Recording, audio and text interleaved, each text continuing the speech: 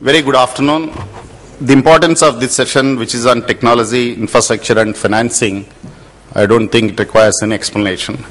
And if you have to actually address the challenges related to scale, quality, sustainability, commercial viability, and all this kind of stuff, and inclusion, if you have to achieve those objectives, meet those challenges effectively, and we need to look at the dimensions of skill development related to technology, infrastructure and financing.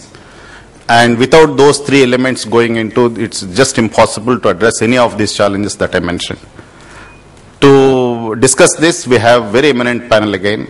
Very grateful to Dr. Ashok Sahu, Principal Advisor, Labor, Employment and Manpower, who has kindly agreed to chair this session.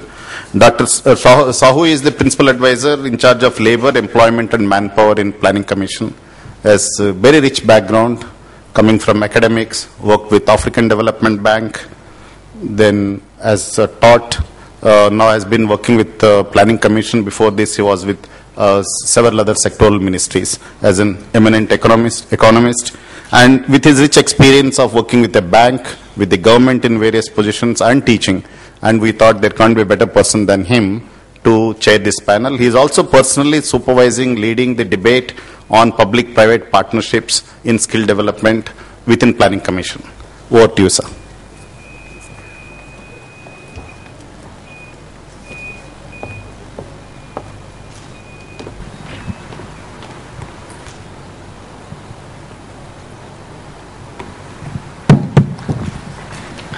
Thank you. It's my pleasure to chair this session.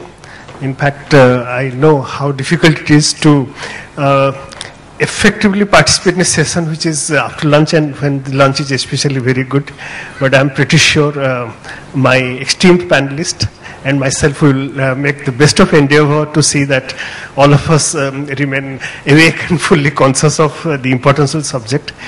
Without much ado, let me invite the first speaker, that is Mr. Bobby Vedi, who is the founder and managing director of Kaleidoscope Entertainment and board member, Media and Entertainment Skills Council, to make his presentation. Broadly, all the panelists will taking about 10 minutes each, and after that I'll try to give my thoughts also, and then open the floor for discussion. That is the broad parameters. Within that, I hope it will be a very interesting session. Mr. Bedi.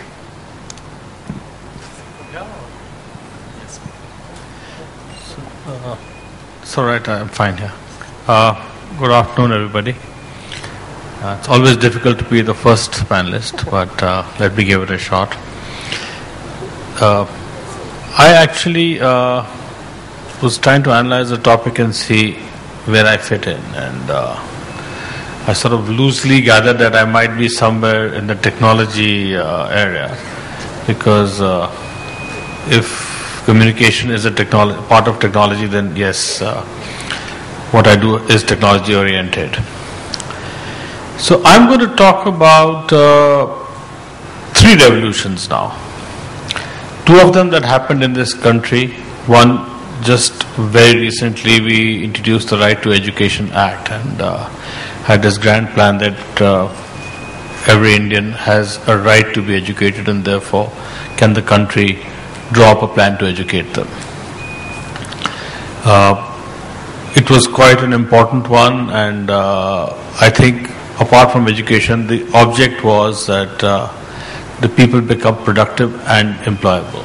And for them to become productive, they become employable. But education was a pretty strong base for that.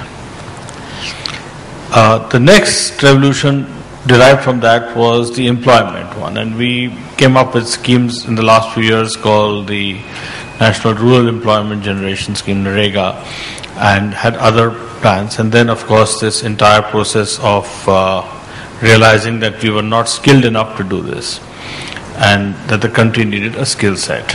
And for that, there was the National Skills Program. It operated at various levels from the Prime Minister downwards, and at the broadest base, the National Skill Development Corporation and the National Sector Skill Councils, for which one of them I work with. So these were two things that were happening in India, in our country, and the object was how do you finally get people to become productive. Our big challenge in this country at all these years has been that while we do have institutions that create education and skills, they were not substantial enough in terms of numbers, because the country itself is so large. I mean, we are almost 4 times as large as we were at the time of independence. And the second bit was that they were never perfectly equipped. So everybody had this complaint that this kid seems to have a school certificate, but he doesn't seem to know much, or this person has this certificate of doing this job, or he's been to a ITI, but it takes a while before he becomes productive. And in fact, even now, the more productive people were, at least in the blue-collar sector, were people who had come up from the apprenticeship route rather than the fully skilled or trained route. And of course, the combination was probably the better of the lot. So this was, in my mind, the problem, that how do you get that perfect match between what the institution produces and what the consumer, in this case industry or the employer, requires. So I'll park these two events and this thinking for a minute and come to my next level of thought, which is the third revolution. And that has to do with what's happened all over the world. Many of us will be carrying a tablet in our hands, and all of us have heard this, some belief or the other somewhere, that this is the device that is going to actually be taking over the education business at some point of time. Now, I call this at the first level very clearly a visible scenario where you can put your school bag inside a tablet. It has many ramifications. It has the entire publishing industry gets shaken up as a result. The entire electronic communication industry gets affected by this. But more importantly, in a world that's growing with numbers, it's the only thing that makes environmental sense. So I mean, I can easily see a scenario at the education level where if a kid walks into his institution, school or college, whatever homework he had done gets downloaded, whatever new assignments get uploaded, the reading material gets loaded in, the textbooks are there, and he's pretty much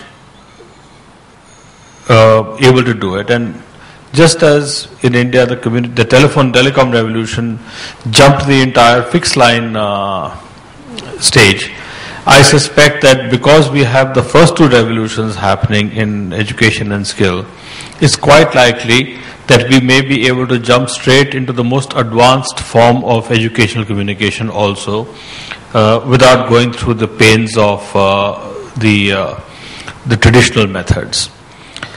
My belief in this comes from my profession. I'm a filmmaker essentially, although I dabble in many other things like museums and educational content. But deep inside me, I'm a filmmaker, with the belief that the written word was invented by man to be able to translate pictures and be able to package pictures at a time when you couldn't capture pictures and you couldn't capture emotion.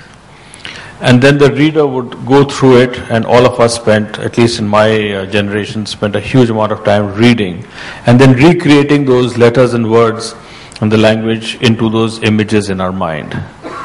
Life has changed now. You can capture the image in so many ways that you don't need to actually translate it into words. And especially in the area of education, I believe that we can very, very strongly teach better, not just for schools and colleges, but how to hammer a nail, how to use a drill, how to replace a compressor and air conditioner, how to repair a car, how to paint it. All of this is far, far more effective if it's audio-visually sort of implemented.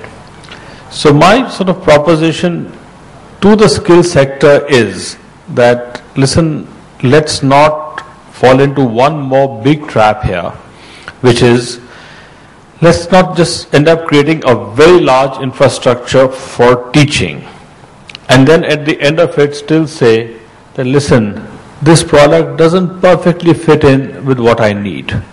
What's the output? So let's also seriously look at what are the methods we are using for training and teaching, and use whatever technology and communications technology and digital technology is available and photography technology to be able to create educational programs that are actually going to be really effective, and people will, with a little bit of on-the-job training, become far, far more effective, far, far more productive, and far, far more useful to their employers. So it's probably, I haven't taken 10 minutes to say what I had to say, but I think I have actually said 2 or 3 very important things in my mind, and I hope that there are some of you who will criticize this statements and some of you will agree with it, and it fits into the overall scheme of things. Thank you. Mr. Bedi, I'll just request you to speak a few words about yourself and your organization. That will be of interest to the audience. Okay, so myself, I've been initially trained in financial management and as an MBA, and then I worked for the corporate sector. I've been a filmmaker for 25 years now, and I got into it because somewhere there was a creative urge, and there was also a felt need in the industry I was in. In addition to that, I also do 2 or 3 other very radically different things. I have been teaching film and production management at the FTII, and I've been on their governing council and their academic councils for many, many, many years. I also design and build museums, which I believe have taken on an entirely new dimension, again, of communication. And I think we worked on a museum in Punjab called the Khalsa Heritage Centre, which is the largest of its kind. It's over 150 acres of land and designed by one of the world's best architects. And today it's probably the largest museum of its kind in Asia, but it's hardly a collection of artifacts. It's back to the business of audiovisual storytelling. And suddenly that popularity of that has created a demand for 8 or 9 more such institutions that we're working on, small and large. That's a lot, but I've also by sheer accident running a company that creates educational content. And that happened purely because my son, when he graduated from the US, believed that filmmaking was too risky. He's now realizing that education is pretty much equally risky, but he set up a company in which they create audiovisual content, and I advise them on some of the stuff. So that's what we've been doing, and which is why somehow I suppose I fit in on these channels. Thank you very much, Mr. Bedi. That request holds good for the panelists also. Please, during your deliberation, speak a bit about yourself and your organization. That will be of immense help. Now, I give the floor to Mr. Sarath Bajpai. He's CEO of panism.in. Please.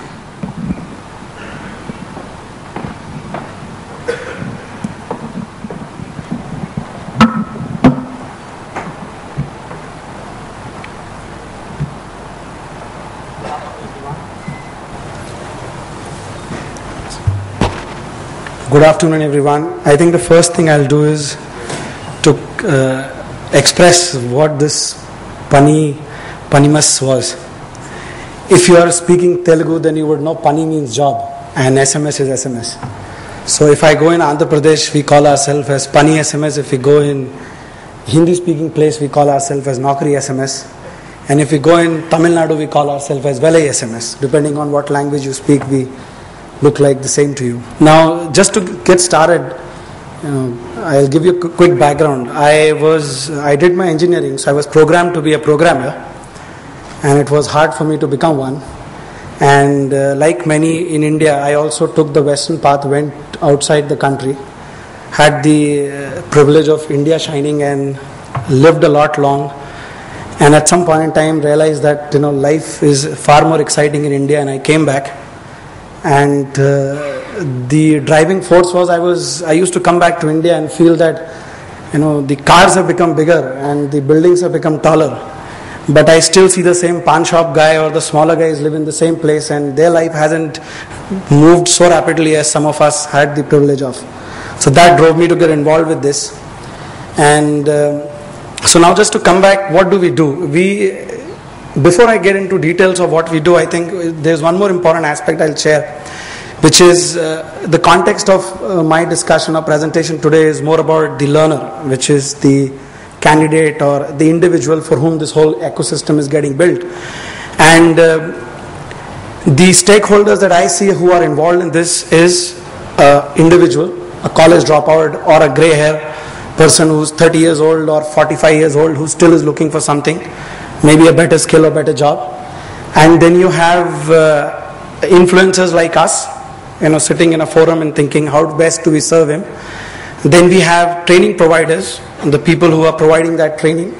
Then you also have companies who finally take the end output and give jobs. So our company is in the business of plumbing everybody. We kind of bring them all together. So my fundamental principal job is to plumb this ecosystem. And this discussion is more in the context of job seeker, the candidate, the trainee, because our theme was learners first. So I thought I'll try to make a pitch from his perspective. The whole discussion is around a little story, and the story is about Ronnie and Ramu. Ronnie is this guy who comes out of college, who's privileged, hopefully know how to wear a tie and still has a struggle to get a job, but most likely in India today, which wasn't the same when I was getting out of college, gets a college campus placement. Whether it's good or it's bad, the company takes the responsibility to train him. His life is superb. He gets to get the money on day one. And then we have Ramu, who typically could be living in one of the remote districts. I did everything in Andhra Pradesh, so I thought I'll take him to Kadapa. And he's 10 pass. He has a job, not job. And this whole story is about Ramu. How does he go through this evolution of what we are all trying to get addressed? This gentleman, Ramu, or the people like him who live in rural villages or live in urban slums, do not speak English. They are very vernacular sensitive. So they either speak Telugu or they speak Assami or they speak Oriya. But their world is in that content, language, everything is in that world. You can't speak to them in Hindi, English either. And incidentally, I don't know, thanks to 2G or what, they all are mobile enabled, most of them. If not, they are on the verge of getting. And he is one of them who doesn't understand how best to leverage technology. And it is because perhaps he is not the most lucrative subscriber for many people. But look at his life. When he has to look for a job, he has to go to a company. He has to have friends, unlike a guy who gets placed. He walks on a street and sees some jobs. He goes to a consultant, looks at newspaper. Now, thanks to so many of these job melas funded by the training institutes of government, he gets to know a place where he can go. But it's not every day. But the job he searches perhaps every other day when he is unemployed. Now, why is job so important? I don't know about all of us, but I know about myself. If I didn't had the incentive to make money, to get a good job, I wouldn't have gone to studies at all. I remember my father is a professor and he always used to tell me, study hard, study hard. And the underlying principle was, you will get a good job, you'll make money. So finally, any training, everything that we are doing lends itself into getting a proper job. So my whole theme is about, get him finally placed. There may be an intermediate process where our training institutes may get him on board and finally get him through. This person who's Ramu, in a typical day when he looks for a job, spends between 20 to 40 rupees to find a job. Why? Because he gets onto a bus, reaches to a location and ends up finding the information which could be, today this job is not applicable to you, or we don't have the vacancy, or someone else took the job. So he is incurring an effort. The same effort, a lot of our training institutes, a lot of the skill provider institutes are also incurring to find these people. Now we call it big mobilization. And as I said, I'm in the business of plumbing them, so I will address how do I bring that about. There's one more quick comparison between Ramu and Ronnie. Ramu also has a very interesting thing. Ramu, if he's a Lata Bai in your house, she would change a job for 10 rupees a day. Her inflection of change is just 10 rupees. 300 rupees a month is a driver, she can leave you and you will be held high and dry to find another Lata Bai. Whereas a guy who's Ronnie, his inflection is higher. This guy who's Ramu, he gets out of job invariably for not having a good family, healthy family, because if his kid is not well, he gets out of job. So he has a very big challenge. Training is only one part when we are looking to mobilize him. Thereafter, his life remains the same. So we worked to address that challenge. And if today is 7th of September 2020 and we have these 500 people and we do not solve this problem, I think there will be a lot of challenges in this segment of this person. So what do we do about him? So what we did was we built a solution which goes about like this. क्या आप नौकरी पेशा हैं? क्या आपको बेहतर नौकरी चाहिए? क्या आप बेरोजगार हैं? क्या आपको नौकरी चाहिए? क्या आप एक कंपनी हैं और कामगारों की तलाश है? क्या आप अपने पड़ोस में कामगार चाहते हैं या दूर दराज गांव के प्रवासी मजदूर चाहते हैं? क्या आप उपरोक्त लोगों में से कोई एक है? अगर हाँ, तो नौकरी एसएमएस इसका समाधान है। नौकरी एसएमएस आपके जीवन के लिए एक जादू है। नौकरी या कामगार पाने में हम आपकी सहायता करेंगे। हम नौकरी की गारंटी नहीं देते, हम नौकरी दिलाने का भी काम नहीं करते, हम सिर्फ कंपनी और कामगारों को जोड़ते हैं। फिर कृपया ध्यान दें, नौकरी एसएमएस सिर्फ आपको जोड़ता है। नौकरी एसएमएस किसी तरह का पैसा नहीं लेता, ना तो। So this is a brief background. So this is a platform which allows people to come together. I had to play this in Hindi because the people whom I deal with most often do not speak English. So what do? We get them on board. It's a platform which brings these people together. Finally, we look like to them like a newspaper which comes every day to them, but on a mobile phone. If you're a driver, then you only get driver information. If you're a tailor, you get only tailor information. And how does it look like? வணக்கம் திருப்பூர். வேலை SMS வழங்கும் உங்களுக்கான வேலை வாய்ப்பு தகவல் முதன் முறையாக குரல் வடிவில். திருப்பூரில் உள்ள பிரேம் குரூப் பனியன் கம்பெனிக்கு 8 ஆண் கட்டிங் மாஸ்டர்கள் தேவை. பஸ் வசதி, தங்குமிடம் மற்றும் உணவு வசதி உண்டு. தொடர்புக்கு 9884. I didn't want to torture you in Tamil, but if the guy speaks Tamil, then that's how he hears. But imagine if there is a person who wants to run for a training institute. So I have an example of in Andhra Pradesh, the Department of Employment Officer. నేను రంగారెడ్డి జిల్లా ఉపాధి అధికారిని. నేను తెలియచేయటం ఏమనగా మా యొక్క కార్యాలయం నందు 6/7/2012 శుక్రవారం నాడు సేల్స్ మరియు మార్కెటింగ్ ఉద్యోగాలకై జాబ్ మేళా నిర్వహించారు. So this effectively acts as a platform where the community who wants to reach out to these people is able to do in a very, very cost effective manner. And this person who doesn't happen to know how to read, write, can't access to internet or can't access to newspaper, which also has a cost, if he has a phone, which most of them do, can get this information and can react. And the reaction is whatever number that came on board, he just have to dial back and he speaks to the individual or the company or the person who was willing to offer him a job or a skill service. Similarly, if you're a training institute, you can dial into our platform and reach out to job seekers or the training institute who's looking for candidates. If you are an employer, you could look for the people whom you want to hire, and it does in a very personalized manner. This platform is for skilled, unskilled, male, female, educated, uneducated, employed, unemployed. Even if you're employed, you're looking for a better job. It works in skills which are predominantly blue and grey collar. But now I think there's one more interesting piece. After we built it, there was a piece of learning of experience. We have been doing this for last 2 years. We have approximately 1 million subscribers in Andhra Pradesh. And while we did this, we learned a little. So I thought I'll quickly share that. This guy, first we built this company saying it would be a text message based service, which is why the word SMS is. So Pani is for job and SMS is for text message. After I started working and we realized, text is cheaper to deliver, but this guy can't read write. So the only way it works is voice. And I just give you an example. So everything is voice based here. He doesn't have to know how to read write or go into register into system. They don't speak English, which is why we go to them in their native language and try to associate with them the way they can associate with us. They do not know how to reach out to us, so we go to them. There is a lot of physical field activity we do. So our people go and into slums, into villages and enroll them. We do a lot of community-based work. This is one of the rarest photos. It's not to create controversy, but you can never find. And we also do a lot of hand-holding support to these people. So for example, this guy who's using a system, he may get frustrated because he doesn't know how to get... आपके लिए उचित कामगार अभी अन्य नियोक्ताओं के call में व्यस्त हैं। कृपया हमें कुछ समय बाद कॉल करें। नौकरी एसएमएस में कॉल करने के लिए धन्यवाद।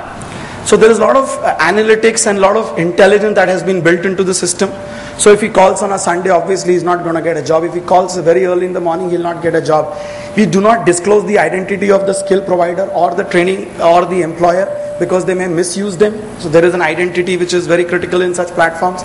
So we have done a lot of innovation in the back end to make it simple for the user to use. So now Ramu for us has become a happy person. And he became a security guard using a service. He got trained, he got placed. Somebody got a job in housekeeping and others. We do almost 180 skills today. And I think if we stay true to what we started with and remain committed to it, which we believe we will be, our dream is to have some 100 million smiles by 2020. Thank you so much.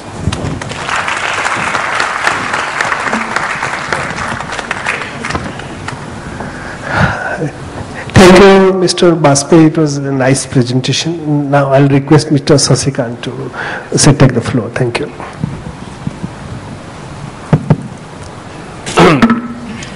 Distinguished panelists here and the audience. I'll try and set the context. I'll try and tell you the need for strengthening the infrastructure in the skill space, and therefore then from there on to say that what are the various modes of financing it and why is a PPP a right mode. Try and restrict myself to this. Just to set the context, Mahatma Gandhi once said, whatever you do will be insignificant, but it is very important that you do it. Last couple of days we have been hearing, last many years now, we hear about the statistics and the great numbers that we all need to go for in India. 500 million, India at 75, 2022, there's about 1.5% annual increase in the workforce, which will actually be a very great number as you go forward, but not skilled, not readily available for the industry to employ. These are some of the things that we keep hearing, and we all know it's a common knowledge. If you actually look at vocational education and training in India, I think the lead has always been taken by the ITIs through the Ministry of Labour and Employment, time immemorial. And in the last couple of years, organizations like NSDC, through their various partners, have actually come forward and started throwing some momentum into the whole into the whole game. So you can see a lot more participation, a lot more energy that is being driven in the space, and hence you can see that there is some momentum that is happening. Now, is that enough? Is it all that we can do? Can we do much larger than this? Let's look at some of the numbers. Over 10,000 ITIs, capacity is close to 1.4 million an annum. The requirement is 13 million an annum. So there's a huge gap. So how do we do? India, over the last at least a decade and a half, has moved away from the primary sector and the secondary sector in the economy and started moving towards the services sector, the tertiary sector. What has happened to this? The momentum is that we have grown rapidly as a nation, but the service sector lends itself to skills at a lower level. So while the skill hierarchy on the one side would push us worldwide to actually move from a low-level skill to a mid-level to a high-level skill, so that's where productivity and efficiency is coming, and therefore the cost of training and the returns of training and skilling can actually start justifying itself. So actually India at 65 today is actually in a sort of a huge conundrum. Economic development has been lopsided. The villages and the hinterland of this country continues to be neglected. The metros continue to prosper. The jobs are created at one end where the huge population actually stays at the other end of the spectrum. Skills, world is moving towards mid-level and high-level skills. We are still at the lower level skills. Just as a statistics, there's been a 41% job creation at the low end level in India when compared to a 16% only in China. So that means more and more focus on tertiary sector, the more is the issue. Just taking a cue from what His Excellency the Ambassador of Germany to India yesterday had made a point. And I was talking to a gentleman here, Mr. Jürgen, yesterday, while in his remarks he had made. I think the serious thing is that there is an issue in the modernization of our curriculum itself. I think that's a huge gap. Our curriculum is still archaic. Therefore, the industry at one side just doesn't recognize the skills. Just to make a point here, 15, 25 years back when I passed out engineering, I still didn't know how to fix a fan. Even now, a guy coming out of IIT will never know how to fix a fan. Nothing has changed. We've always remained very, very archaic in our curriculum. The only thing that's changed is, in my times, even if I don't know how to fix a fan, I would write a Bernoulli's equation with double integration and explain why fluid dynamics equation works. Today, the guy coming out of the college can't do it. And suddenly there is a huge mismatch and a pent-up feeling that the guys coming out of today's education system are just not fitting. I think there's a huge issue in deterioration of education quality and non-changing of our curricula. We have not modernized the curriculum. That's one thing. The second thing is infrastructure is we have not built enough capacities to train the trainers. We are talking of skilling. In simple Hindi, skilling is all about ustadi. The guy who has done it before is the guy who can actually skill the next generation. We have no capacities to build the trainers who can actually go forward and skill. That's the next huge issue on the infrastructure. Obviously, my other panelists have talked about technology, which continues to be the delivery model and the delivery mode using technology will continue to be one of the critical game changers as we go forward. Now, after having said all this, what do we do? How do we do? How do we take this forward? We have to fix the solution as we run.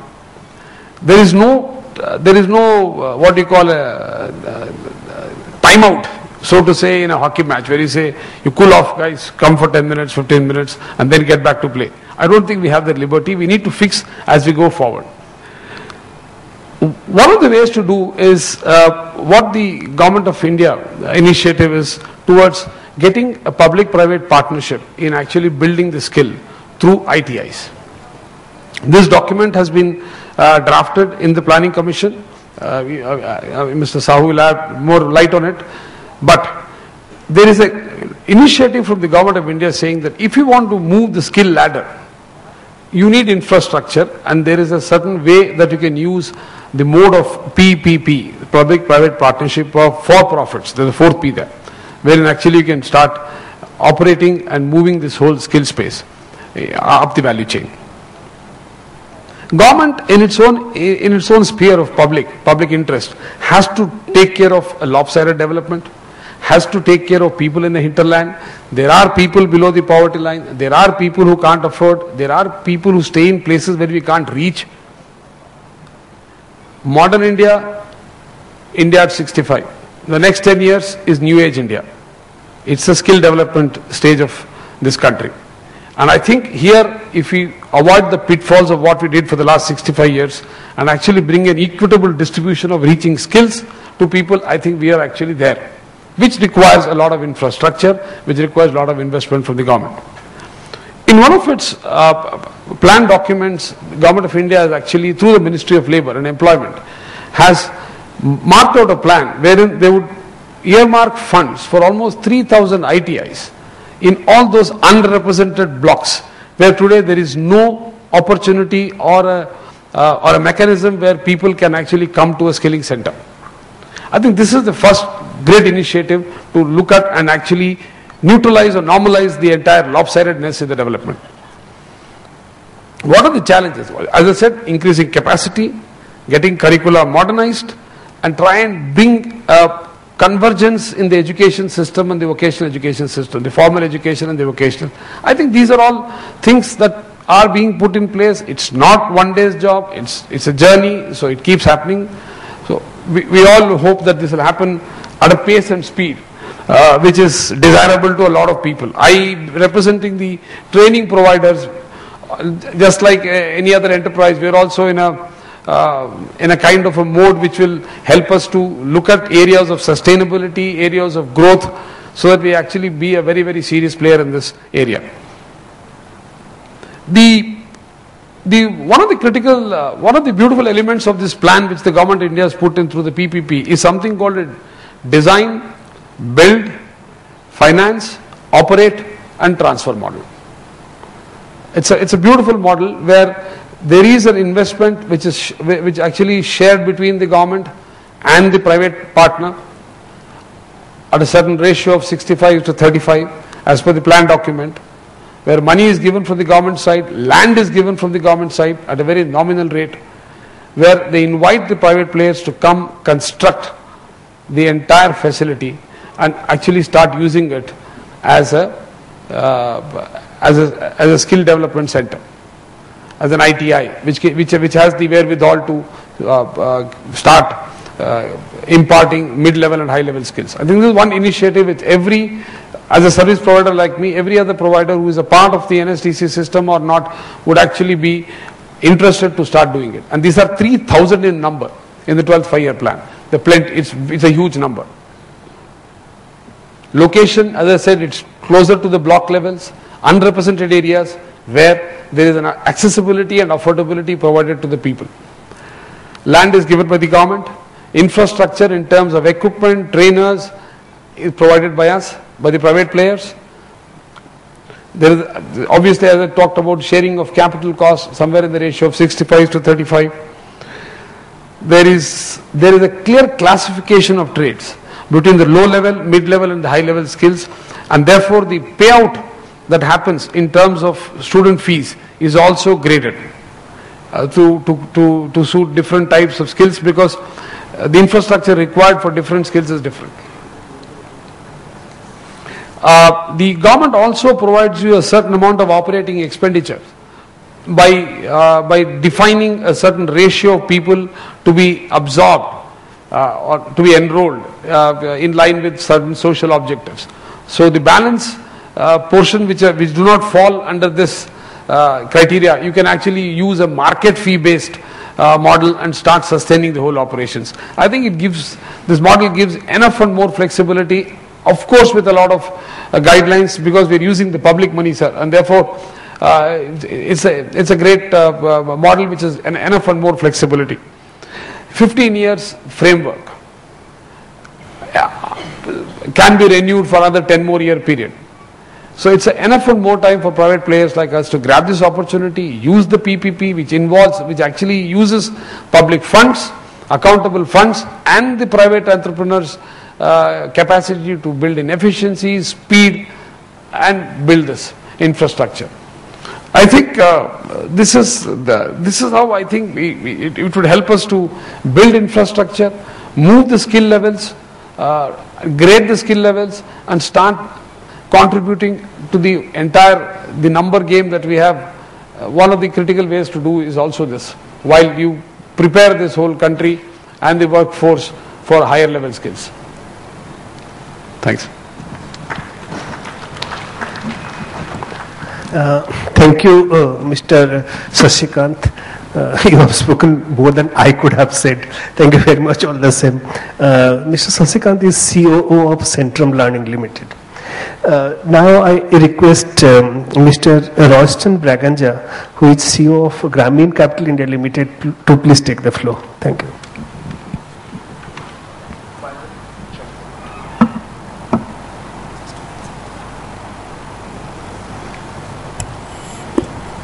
While this is getting set up, just wanted to reflect on a comment that I was reading this morning in the newspaper. It talking about the Democratic Party convention that's happening to nominate President Obama. And one of the things that Bill Clinton said when introducing him, or I think in a passing context which he referred to, was the fact that he said a few years ago this man would have been carrying our bags. He said this in another context, in another place. But and really here he was carrying the bags for President Obama and the baggage along so that he could put him forward. So what really marked that difference between someone who a few years ago, or someone of the type who would be carrying the bags of a white man today, is ready for running for the second term, I think is this one word of opportunity. And the fact that America is known as the land of dreams is because they've been able to afford people the opportunity to dream. And I do not believe for a second that we in India should be shy of really saying that we can give equal opportunity to our people to be able to dream those big dreams.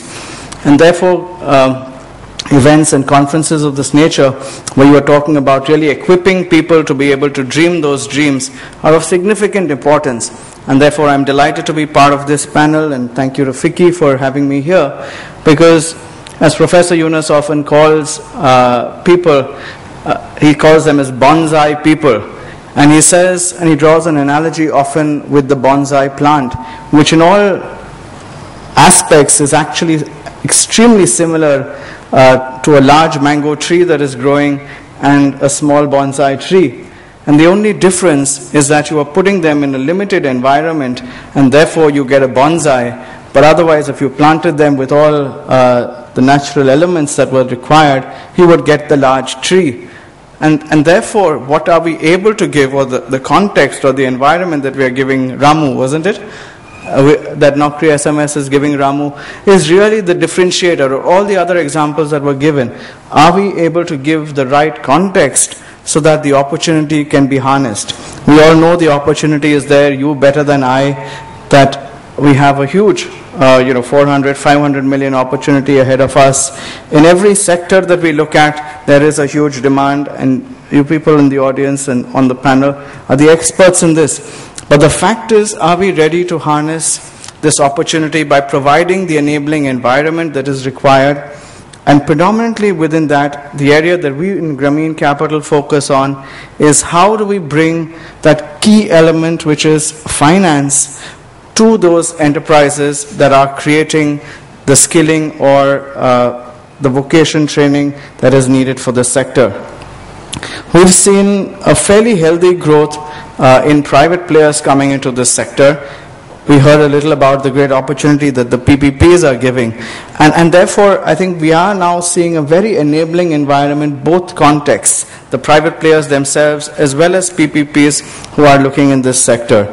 If we just look at capital that has come, if you look at the broad education space and look at the vocation space along with that, and these are just a few examples, there are many more. But we've seen a fair traction in terms of money that has come into the sector. We ourselves were able to raise close to about 25 crores for a company that's doing affordable schools, low-income schools catering to low-income households, which we raised from a fund in Luxembourg. And so we are able to see finance also coming along with opportunities that seem to be scalable and sustainable. And therefore, what I wanted to reflect on in these 4 or 5 minutes that's left is really, what do investors look for? How do we create these enabling environments for funding to flow into the sector? And how do we make sure, and these are 3 considerations that are important for those of you who are looking at raising funding. Because I remember the earlier panelists talked about, the earlier panel was talking about liquidity and finance as a constraint. How do we build scalable operations? Where do we get the finance from? And today there are very focused investors who are looking at not only the commercial returns, but a good balanced double bottom line return, which is social and commercial returns. And a lot of the work that we are doing, and we're not saying compromise one for the other, and I'll share some reflections on the Indian microfinance sector a little later, because I see clear parallels, and especially given our Grameen Bank pedigree, it's good for us to learn from some of the mistakes that have happened in other sectors as well. So how do we find the composition of financial sources? Do we just chase commercial money, but then at the same time run the risk of not meeting our mission and our objectives and focus more on the Ronnies and less on the Rajus? Because sometimes private money can put you in a direction or a state or a geography or an alliance that you do not want to go to because that did not meet your core founding mission objectives. And then again, how do you determine what's the optimal mix of debt and equity? So this is not a finance class, but just to give you a feel of issues that need to be looked at, since many of you are working with entrepreneurs who are setting up skilling institutions, or you yourselves are running some of them within your company. So what are the types of investors you should look at? Are they mission and vision aligned? Do they have an investment horizon that matches yours? Or are they saying that I want you to go for an IPO in the next 4 years, and you don't believe that that's the right mechanism and you want much more patient capital? What is the size of funding that you would need in your business? Because very often, as this picture suggests, we are chasing money. But if you are able to build the model right, and if you are able to really make sure that you are laying out very articulately what is the plan, how you're going to go about achieve it, and if there is really a strong, transparent governance and mechanism that you're running with, then we see often the picture gets reversed and the money chases you. So we often tell social entrepreneurs or just entrepreneurs per se who we work with to focus on the model, focus on the client. Don't really worry about the investment, and it will come if the model is robust enough. So again, how much capital to raise? When should you dilute? How much should you dilute?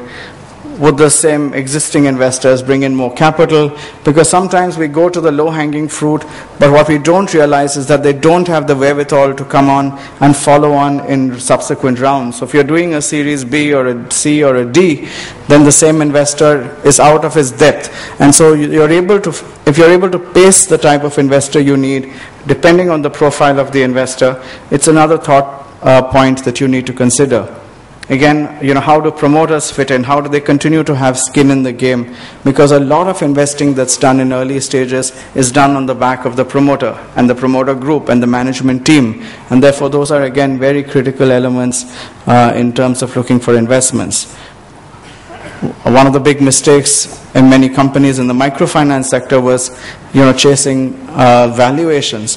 And we kept telling people, because Grameen Capital exists to be able to bring capital to enterprises that are serving excluded populations or the bottom of the pyramid. So whether it is affordable health or affordable education or vocation skill building or financial services or agri or technology solutions for the poor, we help those enterprises to raise debt or equity.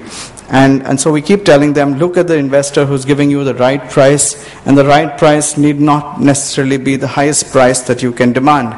Because very often people get tempted by the lure of the dollar signs, but the fact is that at that price, there is a lot more that comes along with it, and you may be required to do things that you had not originally planned, or may go against what you wanted to do in the first place. So there are various models that we run. We ourselves run about 5 or 6 different models, but so we work as investment advisors to people who are raising capital. But the point here I'm making is, know when you want to raise capital, whom you want to raise it from, and keep your mission focused there consistently. What are the various stages that you would raise at? And this is just an indicative example to show that you may start off with an angel funding, then you look for more patient capital that could come from social foundations, then look at a double bottom line impact investor who's ready to give you $5 or $10 million, then you have the larger ticket. But in the first few years, it's important that you are ingraining the DNA with the mission alignment of the company. And so this is an illustrative model you could raise depending on what the need is at any point of time. So just wanted to give you a snapshot of the feel of capital raising, because as I said, there is a lot of finance that is available for the sector. We just heard an example of the PPP where the government's ready to back some of the transactions and some of the enterprises there. But even private entrepreneurs are able to attract capital from private equity, venture funds, double bottom line funds, and we are seeing a growth of double bottom line and impact funds from all over the world. I travel quite often, and we're seeing a lot of European funds who are interested in double bottom line. There are pension funds abroad who are ready to invest in these double bottom line or impact investing. This is expected to be close to $1 trillion soon, just as a space of impact investing. So we're seeing huge cash flows that are coming to Africa, to India, to Southeast Asia, which are looking for sustainable models for working with disadvantaged communities, or where there is a social enterprise that's going to be working with excluded populations. So just summarizing 6 things that people look for when investing. They look for a track record of proven unit economics. They look for growth potential, and we've talked about 400 million, 500 million as a number where this could really be at an aggregate level. Strong management and governance, extremely critical for those of you who are starting your vocational skill building companies. Critical again, because no amount of growth can hold, if your governance is weak or your management is weak or you're not transparent in your processes. So at the very get-go, we urge people to look at their management and governance. Where you are located, what's the student placement track record if you are running a vocational skill building company, or with corporate placement, or wherever you are making sure that the linkages are in terms of being relevant. I think one of the earlier panels talked about the relevance of the training that we are providing, and that again is critical. And again, internal robust controls and reporting. Some of the concerns that the investors may have, many of the skill development companies are at a fairly early stage. The unit economics is still not proven. And so people are concerned, does this have the potential to scale? Is this really a sustainable model? So therefore, when you're building the model, make sure that you're able to focus on unit economics. That if you're building out in Andhra Pradesh, to start off there, then at some time, Andhra should be able to be profitable while you are investing in Tamil Nadu and Karnataka, and Tamil Nadu or Kerala or somewhere else. And then make sure that at least at the first few branches, you're able to break even when you're investing or investment mode in the next few. So plan your business plan in such a manner. Again, what are the risks that are there in the business? Do you attract the right type of people? Is the perception about this? Are they really investment ready, industry ready, relevant for that industry? A lot of the questions that come along with that. I won't talk about Grameen Capital in detail, but we are really an investment banker that is helping to connect the bottom of the pyramid and mainstream capital markets for those who are looking to debt or equity or advisory work to be able to access the capital markets. We work with a whole spectrum of investors, and we've placed close to about $140 million across the sector. I promised you that I'll give you some lessons from the microfinance sector, and they're all summarized really in one slide. I often use this slide when people ask me to tell them what happened to the Indian microfinance sector. And so I see a lot of parallels between the sector that we talk about. 400, 500 million people is the demand for skills, and 500 million people was the financially excluded number when the microfinance sector was booming a few years ago, and people chased it a lot. And many of you know in Andhra Pradesh, a couple of years ago, there was a microfinance crisis, and pretty much the sector got a body blow and is still struggling and reeling from that shock. And the reason is, and the correlation therefore with this picture, is that a sector which was formed on 2 legs. I won't ask you what this picture says, but I have a lot of media and film people here, and their imagination could go wild. So we will restrain you for the moment. But really, what this says is that the sector which was formed on 2 legs, which was the social and the commercial, very often we just showed one leg to the public, which was the commercial leg, how well this is doing, how sustainable, how great it can grow. And we just really pampered one leg, but we ignored the other leg. We don't know what her second leg looks like looking at this picture. And the same story was with microfinance. We didn't know whether really the poor were getting benefited, whether there was impact. No one was tracking what was happening to the poor client. Was she given too much? Was she able to manage with what she had? Were the recovery practices too severe? And so we began to focus and pamper and massage and pedicure just one leg, which was the commercial one, the progress, the growth, the returns, and all of those things were jazzed up, and the other was completely ignored. And there was a time when they both you can't have one strong leg and one weak leg, and the body can't go too far or too fast. And that's my closing comment or advice or suggestion or plea to you here in the audience, that when you see the huge road ahead and the huge opportunity ahead for the skills industry, that you do not get overawed or just overwhelmed by the huge opportunity that there is on the commercial upside, and forget about the person that is behind this training, the person that you are trying to get, that Ramu who is really critical, whose life you are helping to move to the next level. Stay focused on the end customer, the end client, the end beneficiary, so that whatever you do is made relevant to them and they will step out of poverty. Thank you.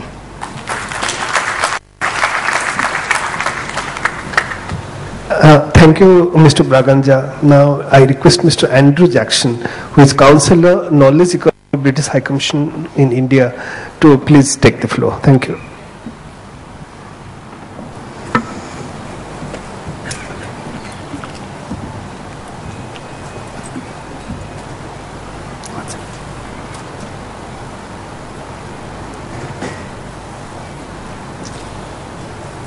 Thank you. Good afternoon. Thank you, colleagues here on the panel, and thank you to FICCI for inviting me to join this discussion. I'm just going to give a very short presentation. I really want you to take three things away from it. One is the importance of skills in partnership between the United Kingdom and India, and the ways in which we both learn from the work that we do together. The second, and it's one of the reasons I got the slides so you remember the different names, for businesses to take away the name the UK India Skills Forum, which is a platform that you businesses in the audience can be a part of in terms of shaping opportunities between the two countries. And the third is the UKERI, which is the UK India Education and Research Initiative, which also directly supports with funding skills initiatives, and I'll explain why in just a few moments.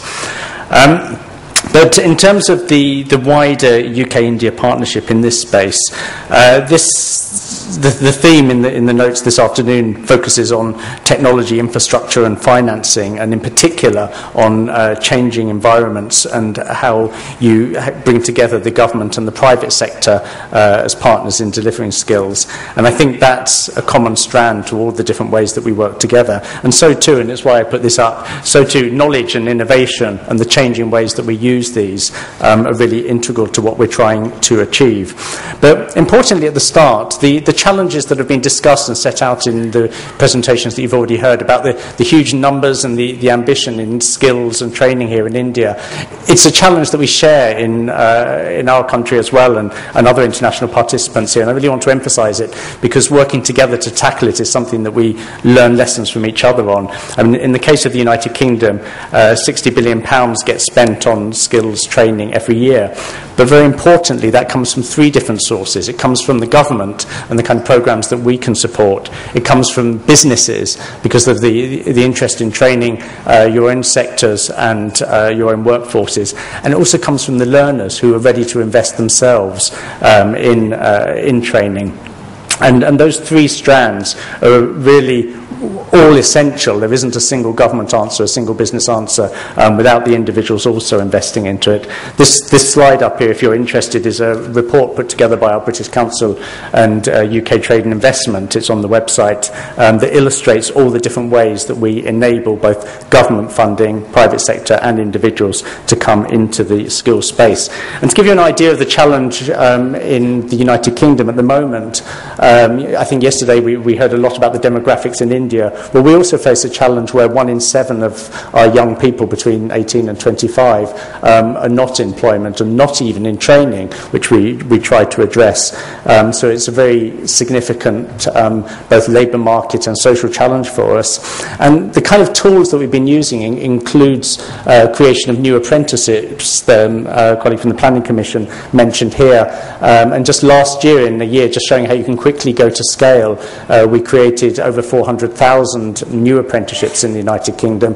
That might not sound a lot on an India scale where you're trying to train 500 million people, but that was a doubling in the numbers of apprenticeships in just 1 year. In fact, a 60% increase. So again, showing what can happen with a real effort in these areas. Now, moving on to the ways that the UK and India work together. The UK-India Skills Forum, this was a space that a government organisation might have helped to create through the annual meetings of our trade and commerce ministers. It's called the JETCO process, meets once a year, alternately in London and in Delhi. But the success of this forum, and I'd like to recognise Mr. Reddy, the chairman of this conference, who is also the co-chair of this forum, relies on the businesses in the two countries. This is a pure business-to-business platform. It creates a space where businesses from the two countries can come together, identify the respective challenges in the two countries, the respective strengths of the private sector in the two countries, and work together on collaborative projects. And there's already been some examples, for example, Mr. Reddy's own company working with the Scottish Qualifications Authority on standard setting and regulatory measures that's come out of them working together. In the area of developing sector skills councils, our UK Commission on Employment and Skills, who's also here at this summit this week, took ideas from the companies involved and now works with some of the sector skills councils being set up here in India. And this platform bringing together the businesses hopefully also provides part of the backdrop for companies who then come without any help from talking with others and just off their own initiatives. City and Guilds are already set up here, training in India that you've been hearing from this week, creating all of this space where companies can take initiatives in the Indian market as well. And then what we want to do as a government is listen to what the businesses come up with, and this is the third thing that I wanted to introduce, which is the UK-India Education and Research Initiative. This is actually a programme partly funded by the Indian government and partly by the British government that's been in existence since 2006. It spent 5 years and actually created 182 new partnerships involving 500 institutions from the two countries coming together in different levels of the education system, school partnerships, skills, universities. And we looked at this again in 2011 when we launched the second 5 years of UKERI, and you can see these 4 priorities of leadership, innovation, skills and mobility. And we've really raised the priority that we want to give to skills collaborations under UKERI. And in the colleges and the businesses actually delivering skills, there's a training centre at Sangol, just out Chandigarh, that we've supported in areas including hairdressing, beauty skills, and it's done in an innovative way where they incorporate actual skills and internationally recognised qualifications, also with other components like online English language as part of the training. So bringing together the ideas from the two countries is generating actual training on the ground. And then, as I mentioned, our Commission on Employment and Skills helping with the development of sector skills councils here. We've had some very positive experiences with sector skills councils here, but in the United Kingdom, but there's no one model that's successful. We've also had some relative failures where we've had to think again and rebuild because the model that you need for each sector is slightly different. So this we're finding a very productive area of dialogue with India in designing and learning from how sector skills councils are going to be set up here and how we can contribute to them. And then coming together from these things, this week, to give you an example, our delegation who's come here to the summit has been in Hyderabad and Delhi, looking at the health sector as a particular area of strength. We're looking at how we can work together on the Sector Skills Council in Health, looking at vocational level training, areas like nursing, paramedic education, where the UK colleges would like to partner with Indian counterparts. And again, the whole area of quality assurance and qualifications, curriculum frameworks where we can work together. So that's really a kind of gallop through. My main message, as I said at the start, is that the business platform that's been established thanks to the businesses, not to the governments, between the two countries, is a route for people to work together. And the UK India Education and Research Initiative is a tool that supports the funding between the two countries.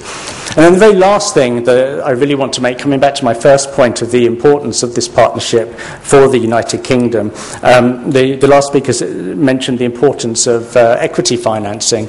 And another dimension to our partnership that I haven't got into detail is actually from our Department for International Development, where in their engagement in India, they're developing models to deliver skills to some of the poorest groups, and particularly women in India, but doing it precisely through models that encourage equity financing and enabling the private sector to be the vehicle through which skills are delivered. So that's quite a new initiative, recognising the role both of the financing models in rural areas and poor areas of India, but also, very importantly, the role of the private sector.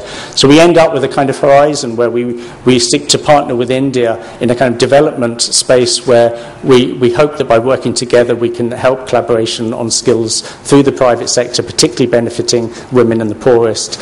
At the other extreme, our businesses come together and find opportunities where they can work together with real benefits in a commercial model for both sides.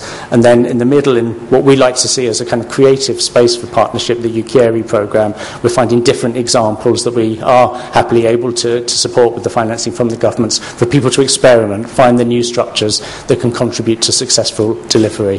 Thank you again. It's a gallop through, and happy to take any questions in the discussion. Thank you. Thank you, Mr. Jackson. What I think, I'll just take a couple of minutes to summarize and all to, say a few words, what is the viewpoint of myself, my organization, and then we'll take questions. I'll go there.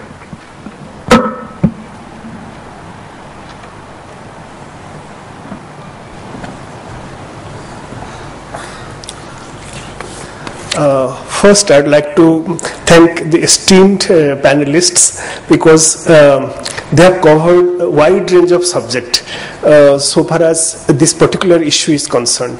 I mean, if I am able to just summarize that and put it in a crystallized form, I think I have done my job well. For your information, we have little more time beyond 4 o'clock, so we will be taking as many questions as you are asking. I mean, I hope the organizations have allowed me time up to 4:30, and that should be good enough to cover all your questions and to answer to your queries.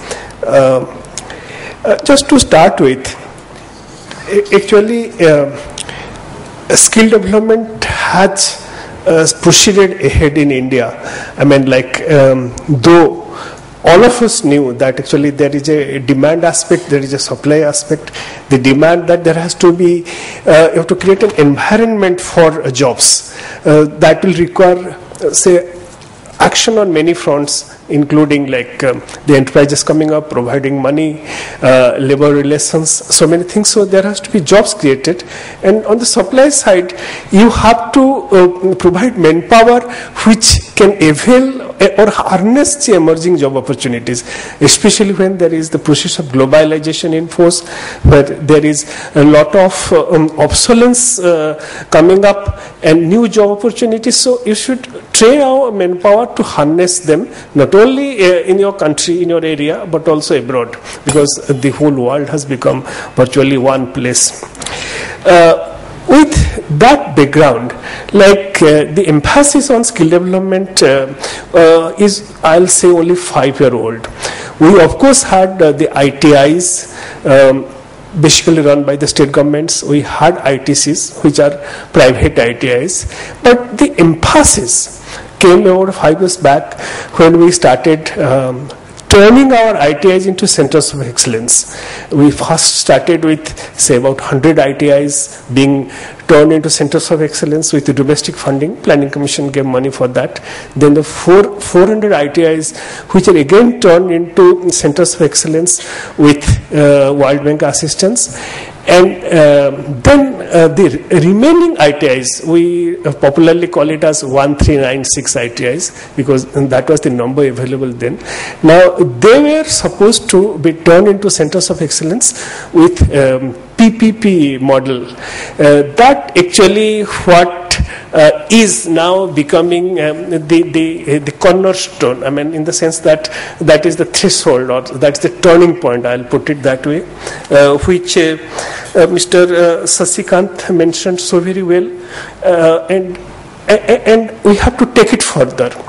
So with that kind of background, what is more important is that the topic which was given to us, that is the leveraging technology, infrastructure and financing of skills, in fact is the medium to move ahead kind of thing. So I'll touch upon these three issues separately. In fact, if I am asked to summarize, I'll say that so far as technology is concerned, now it is evolving, but it is there. I mean, you can access technology. There is no problem in accessing it. And how you can access is very much evident in the exhibition which was held. So it is available, changing but available, and there is no problem in accessing it with a little bit of support.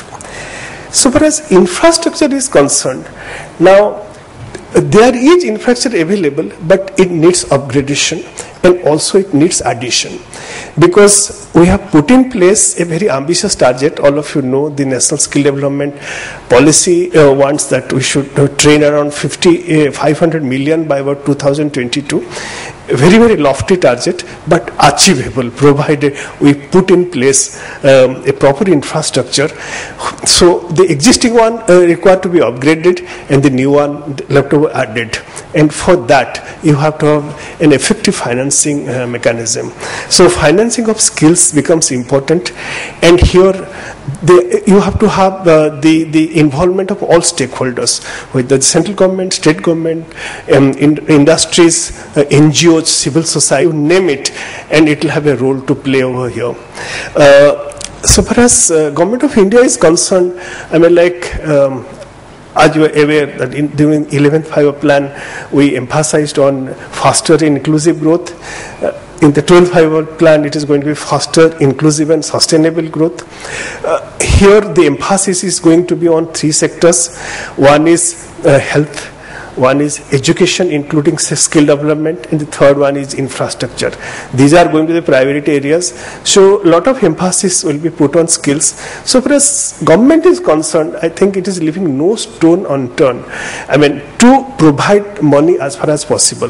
The most important thing is that apart from the central government, because we urge on the state governments to have their own skill missions in place, state skill missions. Now all states and UTs have put in place skill missions under the chairpersonship of their chief ministers or their chief secretaries. That is a very high powered body, and they are also taking initiatives on skill development front. So the base has been built, and the way whether the state government or central government is looking ahead, it is the PPP model.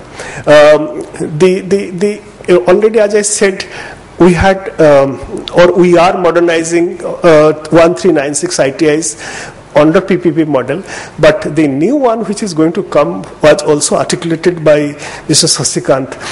We are calling it something like VGF model, viability gap funding model, but it is effectively PPP model. The contours were more or less highlighted by him. I mean, there's a dialogue going on between Planning Commission and the Ministry of Labour and Employment, and I think in a couple of days' time, it should be crystallizing. And as and when we tap that source, what I call VGF, viability gap funding model, I think we'll be able to make a long headway so far as financing of skills are concerned. I think I stop here.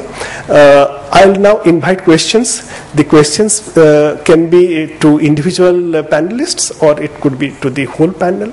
And please identify yourself before you put your question. Thank you very much.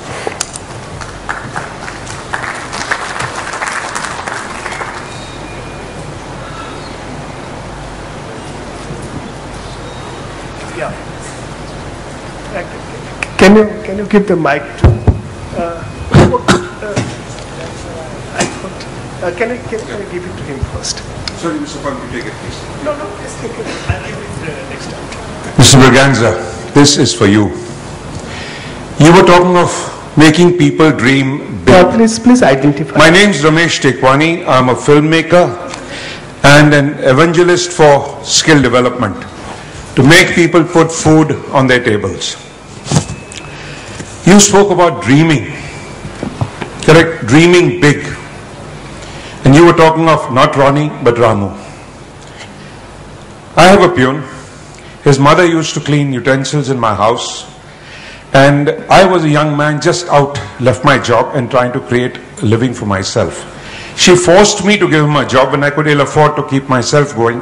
But I gave him a job because I thought that was necessary, because if I earned, I should let somebody else earn. This guy grew with me. And I slowly discovered that if he was my father's son, and he had the same opportunities that I had, he would probably have been better than I. He had a beautiful creative mind. He got married, he had 3 children, and I told him that if you have children, they must study, because if they don't study, then I have failed you, failed myself. His children grew up, they went to school, they went to college, and then they quit. And they are selling on the street garments. Why? साहब उसको 3,500-3,000 रुपये मिल रहा है. अभी हम लोग का क्या होगा? Now what is dreaming big? What is dreaming big? If I try and tell a taxi driver, if you want to dream big, what is dreaming big? That you want to be the owner of the taxi that you drive? You want to own a fleet of taxis that you want to drive? I said, don't think like that. If you're talking of thinking big, think that you've got a fleet of aircraft and you're not selling a single ticket, because Mukesh Ambani and Ratan Tata have already booked a seat in your aircraft and you don't have to worry about it. Now this is called dreaming big. Now is it real or not real is not. I want that young man to think that, hey, hum log aise nahi, hum log. What is hum log? You are you. You are working with me. You're handling equipment that that I'm afraid to handle. I've just spent lakhs on that equipment. He's handling it. And in our time, if I handle the radio, mummy said, don't, it'll break. Now, how do we make a person dream big? Before I teach him how to do things, I must teach him to think that he is my equal. If I change vocation to profession, I cannot change a Dalit from thinking that he's a human being. We must make people human beings and make them think that they are people first and not non-people. That is dreaming big. So I'm glad you are an evangelist because you have the passion of one. So it's wonderful to have fellow evangelists like you. Nothing to answer because I think you were fairly articulate and made your point. But just to add to that, in terms of, there were 6 women who accepted the Nobel Peace Prize with Professor Yunus from Bangladeshi villages. And to that example again, that is a dream that came true. So I do believe that dreams can come true, and it's people like you and me and each one of us here who have to put our shoulders together and push and push and push and push hard sometimes, and we will see success to some of these dreams. So thank you. My name is Manoj Pant. I represent JK Center for Technician Training. I'd like to take up from where Bobby started his third point, that are we aware, are we really prepared for what the future is going to be? There's going to be a tremendous transformation in the delivery of educational and learning. We have far too much of what we see today, even in the NSDC, and the thousands of crores which are there in the education, is going for the old world brick and mortar model. I suspect following 2G, Colgate, I think there's a scam lurking somewhere also there. What is being missed, what I do not see there, is the very important thing, the innovation in thing. Digitizing what you know, what you've been teaching is not modernizing of education. We see far too much of that happening. My second point is, George Clemenceau once said, war is too serious a matter to be left to the generals. Teaching is too serious a matter to be left to the teachers. I find the teachers who have come up in a construct try to teach and do the same things which they've been doing without realizing that with the emerging technology and delivery of what is happening, the old world method of teaching is completely changing. We have to encourage people into timeless life skills, people to be able to ask the questions, and the tablet and the net, etc., enables him to get access to the best courses anywhere. The other important paradigm I personally work on, and I am a great believer in it, although it may look very upper class today, but I'm a complete believer that the future of education is social. Social in the future of education is Facebook and Twitter in the local languages. We need to leverage the power of social networks. We need to leverage the power of what I would call learning 2.0, like Web 2.0. Learning 2.0 for me is UGC, user-generated content, users interconnected, schools interconnected, they're delivering the relevant things. I have tried this concept, schools in Almora connected with schools in Nepal. They have the similar kind of stuff, and they are teaching each other without having teachers. So the kind of innovation and the delivery, and a very, very important point which I have realized, which I'm sure everybody realizes, that what's happening now is something quite phenomenal. Because of the computing power which is coming to tablets and devices, anything which can be done in terms of calculations, in terms of this thing, will be done by computers. And anything which requires mechanical movement will be done by robots. It's happening too fast. So unless we cultivate the ability in people to think, to ask questions and discover the innovative route, if we deliver the same old stuff in the digitized in the model, the NCVT curricular in the same model, that is not going to work. And I don't see enough, there are a lot of individuals doing it, but the government, NSDC, other level, it's still the old brick and mortar, 10,000 crores, 900 acres campuses going around. So I have a lot of concern there. I think we're losing a great opportunity, and I would just like to highlight this is something which should be one very important point. I must take my 2 minutes of speech time. It's very important to understand, and something I am doing is the future of education with the tablets and the device, and what is happening is educational apps.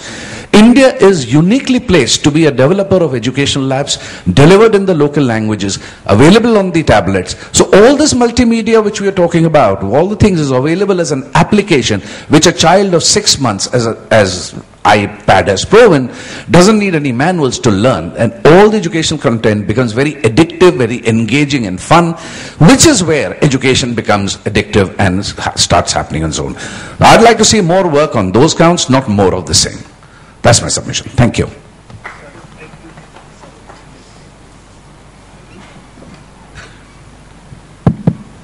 I have a little different view on what you said, and it's coming out of experience. I lived in US before I came back to India, and we had all the access to great tools and great technology. And I had delivered solution to the Citibanks and the Walmarts of the world from a technology point of view. So I've always thought every solution has a technical view by which you can build efficiency and provide value. And so if the education is a problem, use technology and deliver value. And I was quite charged with the high-tech aspect of the delivery channel. When I work with people, I realized you can't learn them to fly till you make them walk.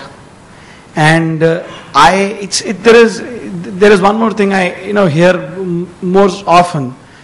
This is not right. That is difficult. I think everything which is not right is an opportunity. It's a point of view. Maybe my view is not right and your view is right. But I think Bharat, not India, requires baby steps. Baby steps. The language we speak, we can't communicate. And as far as the education is concerned, fundamental education, trying to make a fundamental shift to it, it's my point of view, it's not correct. Because our education, though, doesn't make you prepared for a profession, but at least gives you a chance to choose what you want, maybe later in time. In America or maybe in Singapore, in 6th grade, you have decided what you will do. I don't think I knew even in 10th class or 12th what I wanted to do in life. And I'm still searching.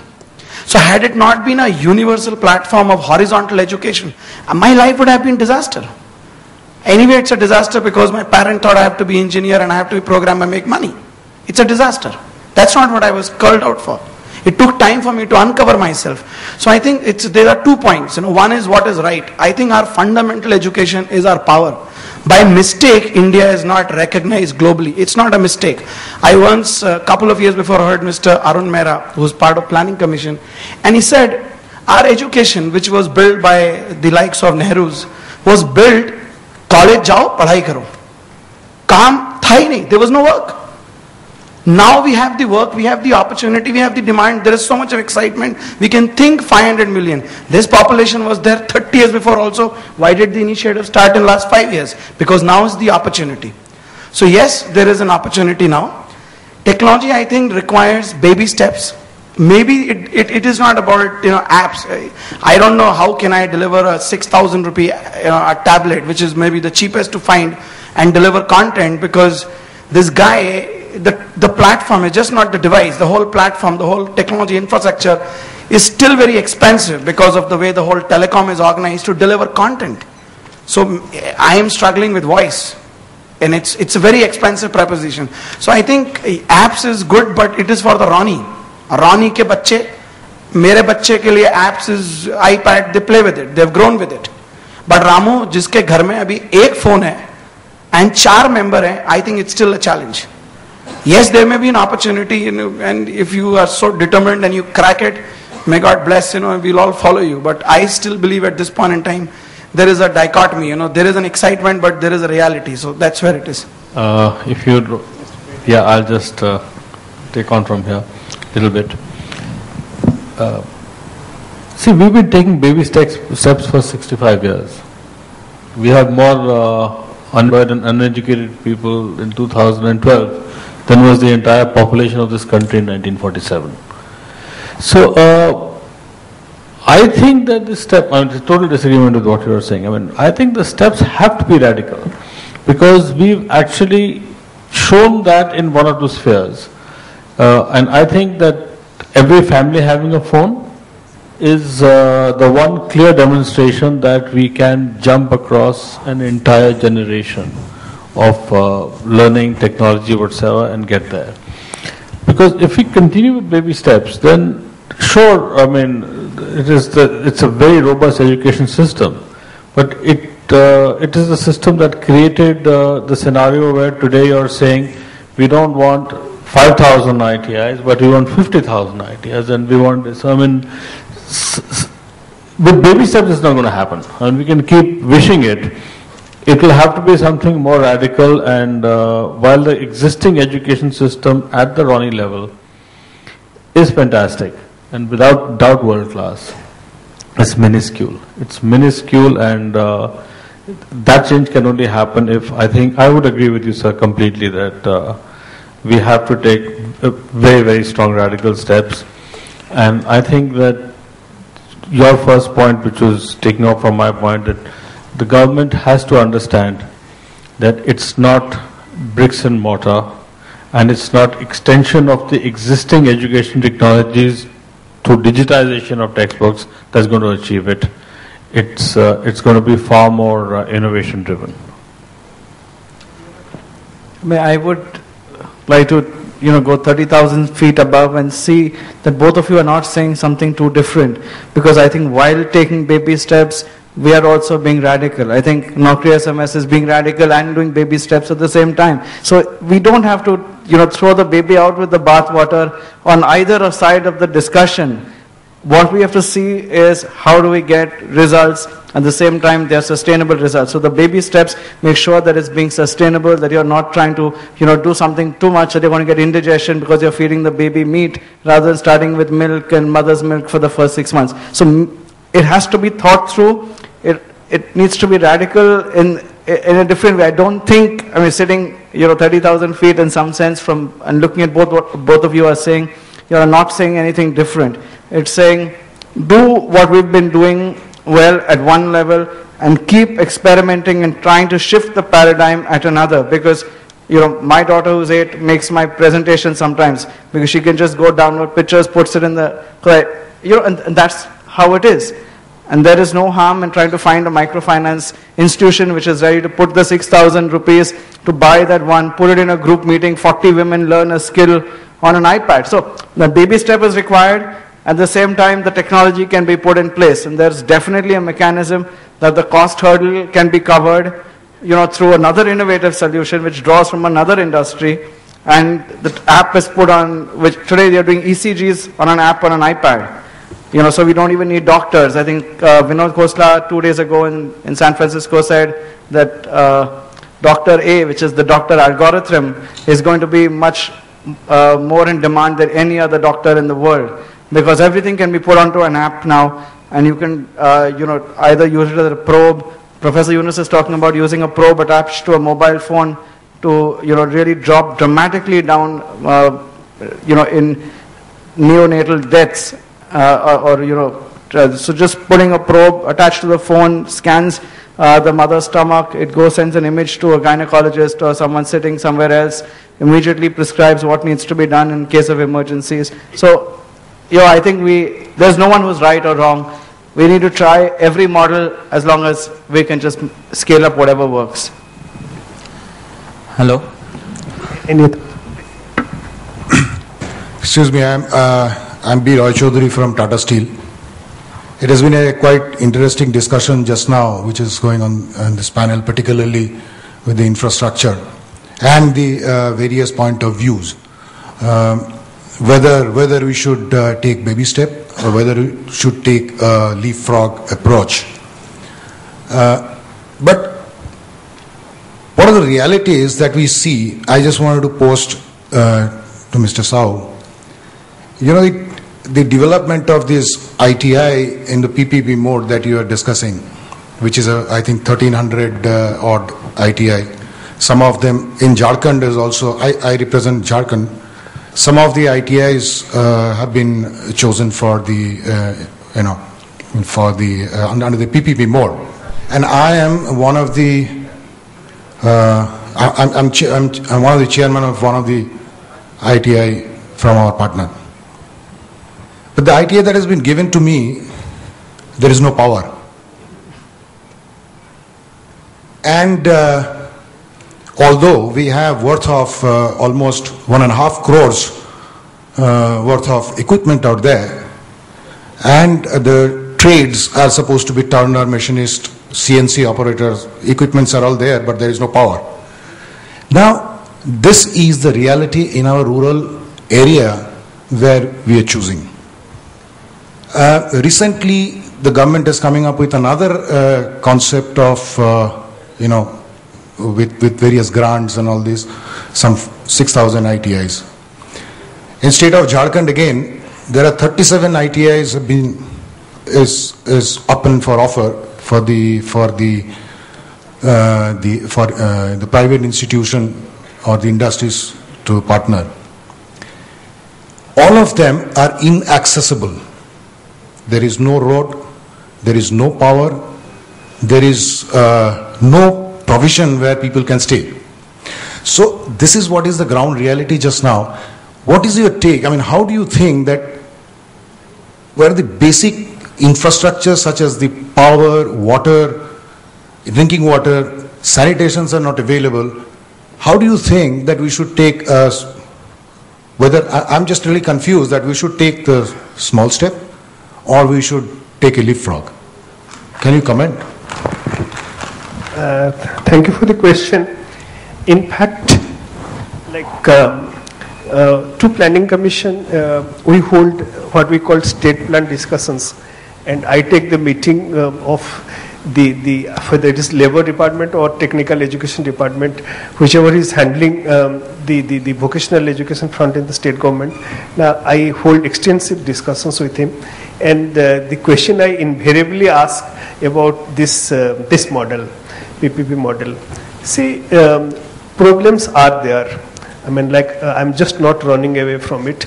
In fact, sometimes you visualize problem and take a step, and over time we are able to overcome the problem.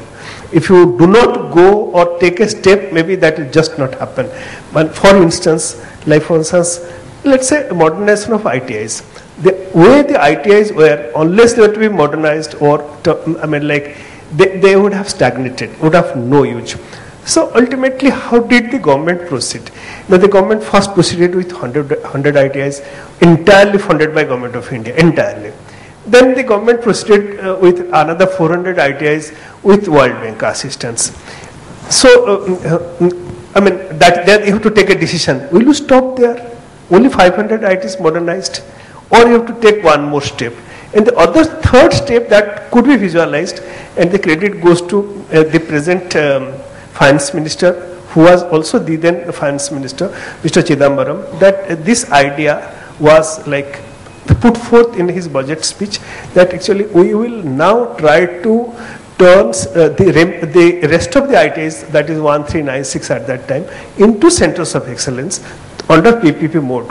Now the success rate, I'll put it at 50-50, because there are quite a few states, including northeast states, where there's supposed to be no power, no manpower available, kind of thing. I mean, like it is drilled in, like it's just not possible that the model will succeed, but it has started succeeding.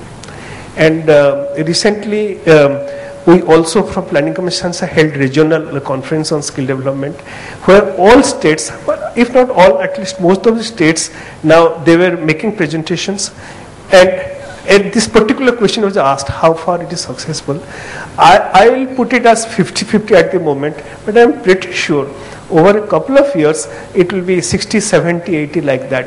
That is why now we are venturing into the other model, that VGF model that I have said, like having say ITIs 3000, which was mentioned by my friend. Earlier it was 1500. In areas which have so far not been solved under PPP model. If there are problems, we have to surmount. But to step back, saying that it will not succeed, I think will not be a proper step. I will request you to react on this thing, because you have got first-hand experience in operating with the ITIs and other institutions at very, very remote areas. I think your experience will help. I think I was I was part of these discussions during this whole planning commission meet, sir. That's why I said, yes, I think 50-50. Some succeed and some don't succeed, but I think abandoning this idea is not the right way to go forward. You need infrastructure, and infrastructure is required to bring the skill levels up in this country, to actually start bridging the gap between what industry wants and what we are giving. That's the biggest debate today. And unless we start moving up the value chain in the skills ladder and bridging the gap through putting infrastructure and money is very important. I think government, with all its wisdom, will come forward with a scheme which is using public money, and therefore it will also have its social objectives to be met. We as commercial players, private players, we will also have our own objectives of meeting our commercial interests and our entrepreneurial interests. I think it's a marriage. Works, not every marriage is a divorce, not every marriage is a happy marriage. I think marriages will happen and they'll continue to happen. We all will have families, so that's it. Okay, I just wanted to supplement this, because I think it is, I'm not able to communicate properly. I've never said that you should abandon this, because this is the fundamental requirement of our country today. Because today the difference between have and have-nots in widening day by day. And 65 million that you are talking about 80% of them belongs to the area where even the basic amenities of life has not reached. We all have to seriously work on this area. Just to supplement this, we have Tata Steel has just started an ITI in a remote place with a full capacity, where administration do not want to venture during the day. So it is a place called Tamar. You are aware of that. We have been working on this for a long time, and we could successfully do it. So it has to be done, it has to be addressed. But what I'm trying to say is that where do we start? We just start at random, or we start with a proper project plan? Because we from industry, we do not work, we would like to, we have been groomed to take up a work with a project execution module. We plan and we execute as per the plan. What is our observation that I wanted to place it in front of you, that there is a large gap between the planning and the execution of that plan. Do we have any specific agenda by which we can bridge this gap? Is there any way you review the execution of the plan that has been done at the senior level? Actually, all the plans get reviewed. Or I won't say plan, but the schemes, including this, is also getting reviewed. But here the catchword is flexibility. Unlike the other two models, like upgradation of ITIs into centers of excellence, 100 with domestic funding or 400 with, let's say, World Bank assistance, where it is more or less straitjacket. Because in one case it is Government of India which is giving money, the other case it is World Bank which is giving money. But here the focus is on flexibility. So we have an institute management committee headed by a private person, not by a government guy. So, and we want that actually the committee over there, it should be able to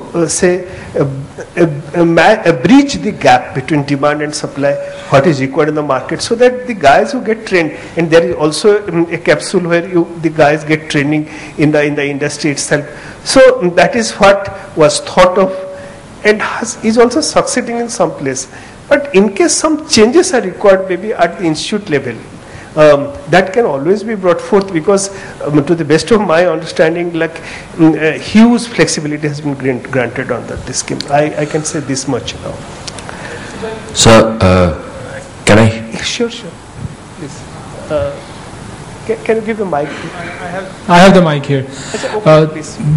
This is Bhavin Shah from Bharat Forge. Before I ask my question, I agree with you, Sharad, totally. Because abhi to roti kapda aur makan ka thikana nahi, and we're talking about steps further. And now we can add power to it.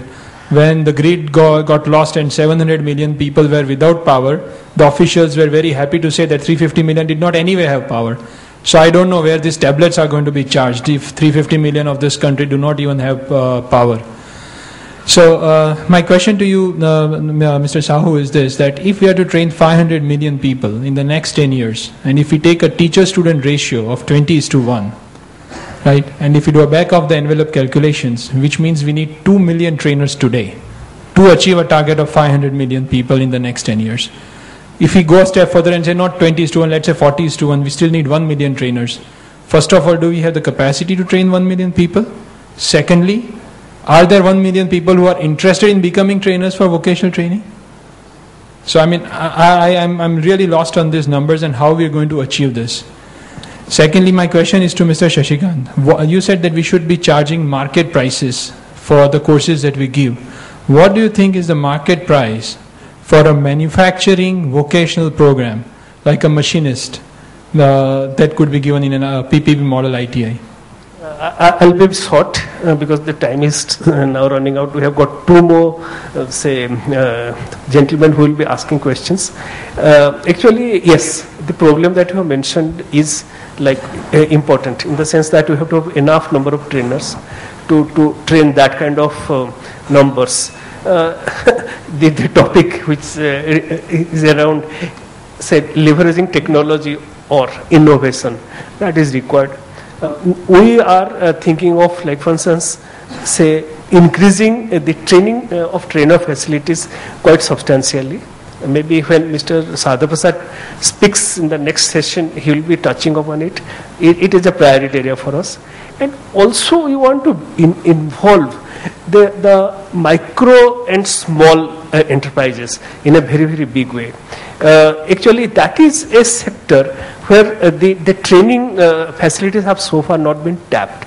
Now, if that comes up, actually we will be able to achieve the lofty target we have had. Now, well, that's why in my talk also I stressed, apart from modernizing the curriculum, it is building the capacity of training the trainers is very critical as an infrastructure to take this forward. So the assessors and the Trainers Institute, the kind of model which the government is trying to bring in forward through another initiative from the Planning Commission will also help us to set up these. It's a question of some procedural delay, maybe it will actually start, because that's an area of focus which I am very clear it has to be there. Market fees, you see, what is today? anywhere between 21 days to 30 days of a potential monthly salary is what he is willing to put on table as a fees. Assuming there are no aspirations like what you were telling in the morning, assuming that guy has just, any job, anything will do for him, 21 to 30 days of what he can earn potentially in a month is what he can put on table today. So if the machinist earns about 4,000 to 5,000 rupees a month, I think around 5,000 is what he can put on the table. That's the reason why you require a lot of funding and as a PPP model to actually take this forward. Alone if he has to do 50,000 rupees at all, there's no hope in hell that we can do anything in this. So the only way is to do it like this. It's a good way to do it. Accountable money, be accountable to what you're doing, be true to what profession that we're all in, trying to skill people, take them forward. And I think it will take, that's a good step to take. Whether it's a baby or a big step, I don't know, but that's a step to take. I'll just take two questions. No, first Sadarj, and then you, and that's over. Then we'll have concluding yours, please. Hello. I'll sit and talk, please. I am Surinder Singh from JSPL. I suppose I have the very wide experience on what you are talking about, 1396 ITIs. Objective of this PP mode was, the industry always complained that we are not getting competent people, so they don't get employment. Our honorable, responsible people said, right, fine, you take over the institutes and train the people according to your requirement. I suppose this was in the nutshell. In my present placement, in the previous one to this, I have been very, very closely associated with this system. Now here the power is divided between the principal, who is the secretary, and the chairman of IMC, who is supposed to be representing the industry. Wherever they have a match, the things are going on well. Wherever they are mismatched, the things are in very bad shape. One thing that I've observed, whenever I tell the staff and the principals, they have only one answer. We can't go at the speed of Jindal. Then I told him, once we are there, I am giving you the help, why not? He said, then you do whatever you like. Now coming to the faculty, I am sorry to say, I have done survey of 3-4 states wherever I go and wherever I see the institutes. Faculty, most of them, I say 70% of them, either are guest lecturers or contract people. Very few of them who are on government roles. The government role people get 30,000 rupees. The other people get 10,000 rupees and always under threat that your this thing will not be renewed.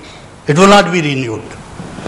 Okay. Now, will you please be brief? No, I'll be brief. I'll be brief, but I'm telling that we have been talking so much, and what are the flaws should be known to my honorable people, which are, I suppose you are not aware. Sure. I'll take so what I'm trying to say that here, if industry has taken up the responsibility, they should spend money on those people, which they are not doing and giving excuses. I get the instruction, for the sake of money, our name should not be spoiled. And we spend crores, they don't like it. Again, your state government people, they don't appreciate it. I'm sorry to be, but now I'm sitting here and my mind is one of the ITIs where there's a, very serious problem. Okay. So I'll cut it short. I think it is enough. Yeah. Then about I attended your very important meeting other day in the planning commission, and some of the facts observed by my friend, wherever the population of the block is 30,000, you want us to take the target of 1,000 people every year or something. I'm not very sure. Those things are not possible. Okay, fine. I'll take the last question, then I think we will answer that and we'll conclude this last question. My name is Siddharth Shankar. I'm from Drishti, a social organization. This is a very small observation. My parents, who are both professors, retired of course, would have loved me to join the IAS. I did not. I went to the corporate sector. Now I'm of course in the social sector. There was a time in this country where teachers were respected. Today, there is very few places that I see where teachers are actually respected. We don't find academia here. In most countries, we have a huge, a fairly significant status for the people, the professors, the teachers, the academics. And I think this relates to many questions. Should it be teachers first or learner first? Thank you. Actually, I'll now give floor to all the participants. Just concluding remark, and please try to cover the points if you can. So I'd just like to summarize my opening comments on the financial aspect, saying that it's important to have models that are sustainable and scalable. I do see some of the real challenges that the gentleman in the audience talked about, and I do believe sometimes just the pure private solutions seem to be gaining currency, and there is a demand both in terms of funding them and an availability of funds. My only request there is don't get carried away by the commercial aspect of this, but make sure that whatever we are doing is focused on the client and there is really strong commitment to the vision and the mission. Sashikant. I was referring to the Greenfield project of the PPP, but I think public-private participation, government help, support is very much required to build this infrastructure. Not one industry or one set of people can't do this. So I think we should request the government to look at policy guidelines which allow and take care and help us to do better and break all the bottlenecks, which is what we can request the government as a policy. But I think public money and private entrepreneurship is very critical in this area. I think I would just like to reiterate one of my points, that innovation in the way forward is still a very critical requirement. Even when I hear all the comments from the audience that gets reiterated, the very specific comment I want to respond to before handing the mic is that I don't think we'll be able to create those 30 and 40,000 rupee teachers and that quality of person, 1 million of them in the course of the next year or two, to be able to achieve these targets. But we certainly can create teaching aids that can take the 10,000 rupee person to a 13,000 rupee level when he's teaching and maybe get somewhere close to the solution. Thank you. Andrew. Thank you. I'll just three examples and one challenge that struck me listening to the questions. I don't have detailed answers to the challenges that some of you put forward. But on the innovation, one example of where the technological innovations meets other approaches that have been supported through the programs I mentioned are Open University, working on teacher training and training for teachers who are in service, and using a combination of training that can be taken off a mobile phone in real time, can be applied in real time in a classroom, can also be in areas where you haven't got access to services, translated into paper versions of materials that can be used, and in all cases using the technologies is tailored to the specific audiences in different states around India. It's a model that's been used in parts of Africa and in Bangladesh, but it uses the innovative technology but also adapts to the circumstances in which they're working. And the second example around vocational training in schools, which I think also goes to the first observation from the gentleman about inspiring people. This is, I know, only just beginning in India, and the Planning Commission's been getting behind this. The pilots that Kapil Sibal mentioned, one in Haryana, there's another one in Assam. The take-up, the enthusiasm has been enormous behind those. So I think starting the training at those levels, it's certainly one of the goals of the UKERI programme to support projects in that area. And then the third example, in terms of the skills we use, you've mentioned lots of specialist technical skills, but also we've been trying to emphasize, some people call it life skills or generic skills that people can adapt to different circumstances as another priority.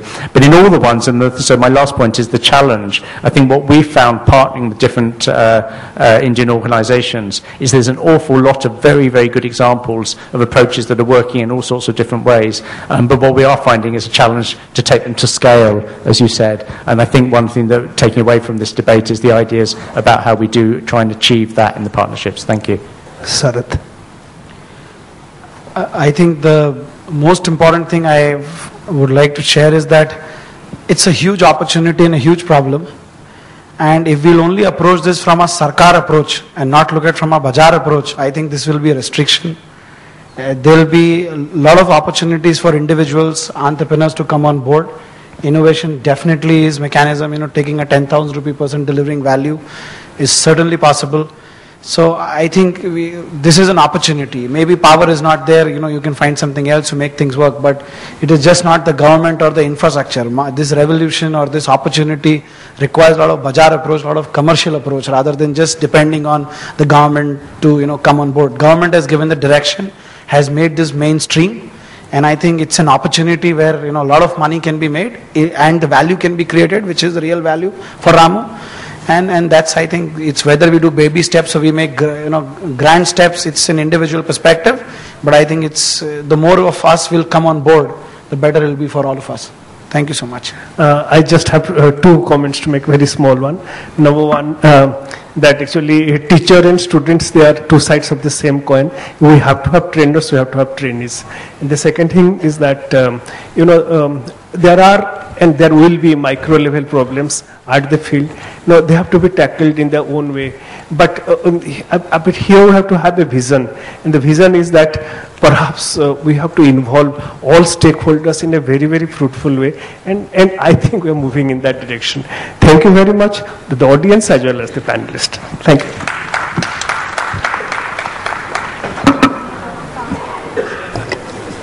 Thank you so much, Dr. Sahu, for this wonderfully managed session. May I now request our very own Dr. Dravid, very active member of our FICCI Skill Development Forum, to please felicitate the participants and panelists with the Grow Tree certificates. Dr. Sahu, Grow Tree certificates is a FICCI initiative of welcoming our panelists and participants by giving them tickets of trees which will be planted in your name at Kumbhalgarh Wildlife Sanctuary. Dr. Dravid, maybe we can start from there, from Sharad.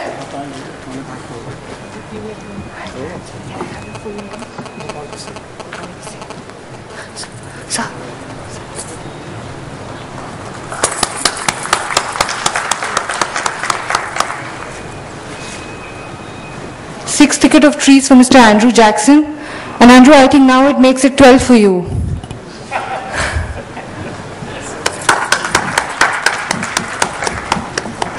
For Mr. Bobby Bedi.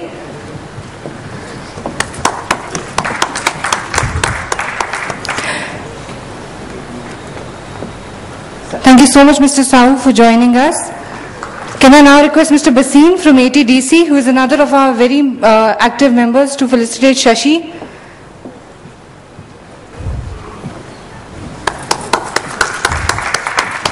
And finally, Royston.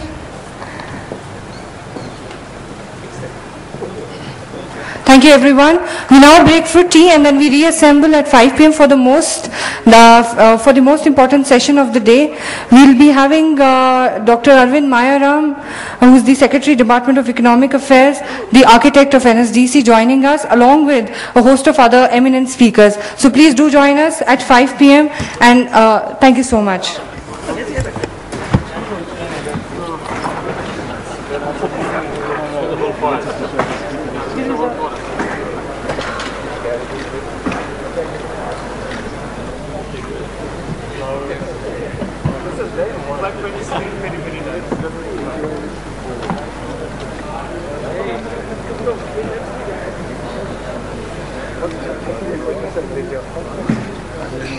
Good seeing you.